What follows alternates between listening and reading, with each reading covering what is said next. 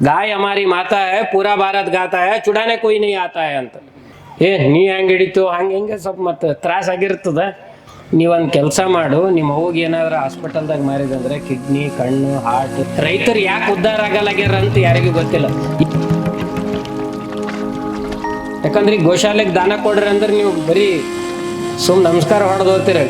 ಅದಕ್ಕೆ ನಮ್ಗೆ ಹಿಂದಿದಾಗ ಕರಪತ್ರ ಮಹಾರಾಜರು ಒಂದು ಮಾತು ಹೇಳಿದ್ರು, गाय हमारी माता है पूरा भारत गाता है ಅಂತ. गाय हमारी माता है पूरा भारत गाता है चुड़ाने कोई नहीं आता है ಅಂತ. ಅಂದ್ರೆ ಆಕಳು ನಮ್ಮ ತಾಯಿ ಅದಾಳ, ಪೂರಾ ಭಾರತ ಹೇಳ್ತದ, ಆದ್ರೆ ಆಕಳು ಬಿಡಿಸ್ಲಿಕ್ಕೆ ಯಾ ನನ್ನ ಮಕ್ಕಳು ಬರಂಗಿಲ್ಲ ಅಂತ ಹಿಂಗೆ ಬೇದಾರ ಅವ್ರು.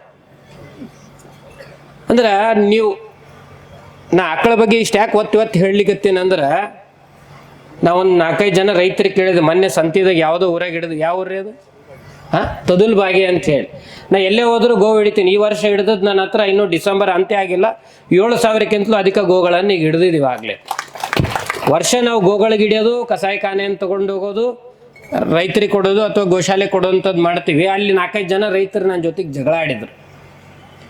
ನೀ ಹೆಂಗೆ ಹಿಡಿತು ಹಂಗೆ ಸ್ವಲ್ಪ ಮತ್ತೆ ತ್ರಾಸ ಆಗಿರ್ತದ. ಮತ್ತು ರೊಕ್ಕದ್ಲಿಂತ ಮಾರಿರ್ತಾರ, ತೊಗೊಂಡವ ಮತ್ತು ಅವನಿಗೆ ವಾಪಸ್ ಏನೋ ಹೇಳಿರ್ತಾನೆ. ಅದಕ್ಕೆ ಅವ ಸ್ಪಷ್ಟವಾಗಿ ಹೇಳಿದ್ರಿ, ನಮ್ಮ ಆಕಳು ನಾವು ಮಾರ್ತೀವಿ, ನೀವು ಯಾರು ಕೇಳಲಿಕ್ಕೆ ಅಂತ. ಸರಿಪ್ಪ ಯಾಕೆ ಮಾರದಿ ಅಂತ ಕೇಳಿದ ಅವನಿಗೆ. ಮಾರ್ಲಿಕ್ಕೆ ಕಾರಣ ಬೇಕಂತ. ಇಲ್ರಿ ನಮ್ಮ ಅಣ್ಣ ಕಾಲು ಮುರಿದದ, ಹಾಸ್ಪಿಟಲಿಗೆ ರೊಕ್ಕ ಇಲ್ಲ, ಅದಕ್ಕೆ ಆಕಳು ಮಾರಿ ಅವನಿಗೆ ತೋರಿಸೋದದ, ಅದಕ್ಕೆ ಮಾರೀವಿ ಅಂತ ಹೇಳ್ದ. ಸರಿ, ಅದ್ರ ಸಲಕ್ಕೆ ನೀ ಆಕಳು ಮಾರಿ ತೋರಿಸಿದಲ್ಲ, ರೊಕ್ಕ ಎಷ್ಟು ಬರ್ತಾವ ಅಂತ ಕೇಳಿದೆ. ಇಲ್ರಿ ಭಾಳ ಮಾಡಿ ಒಂದು 20-25 ಸಾವಿರ ರೂಪಾಯಿ ಒಂದು ಆಕಳಿಗೆ ಕೊಟ್ಟಾರ, ಅದನ್ನು ನಾವು ಟ್ರೀಟ್ಮೆಂಟ್ ಮಾಡಿಸ್ಲಿಕ್ಕತ್ತೀವಿ. ಸರಿ, ಇನ್ನೂ ಜಾಸ್ತಿ ಆಯ್ತು ಅಂದ್ರೆ ಏನು ಮಾಡ್ತೀವಿ? 25 ಸಾವಿರದಾಗ ಅವನಿಗೆ ಆರಾಮಾಗಲಿಲ್ಲ ಅಂದ್ರೆ ಮುಂದೆ ಹೆಂಗೆ? ಇಲ್ರಿ ಮತ್ತೆ ಮುಂದೆ ಬೇರೆ ನೋಡ್ತೀವ್ರಿ ಏನಾರು. ಸರಿ, ನಿಮ್ಮ ಮನ್ಯಾಗ ನಿಮ್ಮ ಅವ್ವ ಅದಾಳ? ಅದಾಳ್ರಿ. ಎಷ್ಟು ವಯಸ್ಸಾಗ್ಯದ? ಆಗ್ಯದ್ರಿ 80 ವಯಸ್ಸಾಗ್ಯದ ಅಂದ್ರೆ.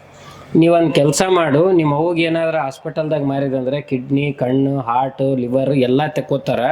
ಕಿಡ್ನಿಗೆ 4 ಕೋಟಿ ರೂಪಾಯಿ ಕೊಡ್ತಾರೆ, ಕಣ್ಣಿಗೆ 10 ಕೋಟಿ ರೂಪಾಯಿ, ಹಿಂಗೆ ಎಲ್ಲ ಪಾರ್ಟ್ಸಿಗೆ ಬೇರೆ ಬೇರೆ ರೇಟ್ ಕೊಡ್ತಾರೆ. ಅಕ್ಕಿಗೆ ಮಾರಲ್ಲ, ಭಾಳ ಚಲೋ ಆಗ್ತದ ಅಂತ ಹೇಳ್ದ ಅವನಿಗೆ. ಅವ ಫುಲ್ ಸಿಟಿಗೆ ಇರೋದು, ಒಂದೇ ಏಟಿಗೆ BP ರೈಸ್ ಆಯ್ತು ಅವನಿಗೆ. ಹಂಗೆ ಮಾರ್ತೀರ್ರಿ ಅನ್ನೋ.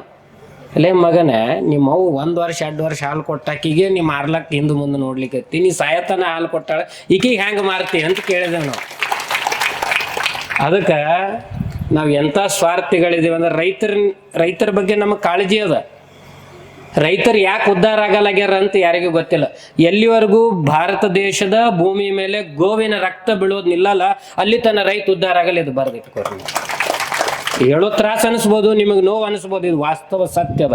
ಕರಪತ್ರ ಮಹಾರಾಜರು ಗೋವುಗೋಸ್ಕರನೇ ಡೆಲ್ಲಿದಾಗ ತಮ್ಮ ಪ್ರಾಣವನ್ನು ಕೊಟ್ಟರು.